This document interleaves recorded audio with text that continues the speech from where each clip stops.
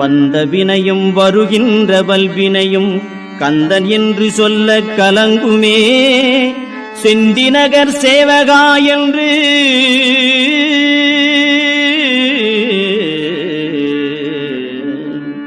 செந்திநகர் சேவகா என்று திருநீறு அணிவார்க்கு மேவ வாராதே வினை.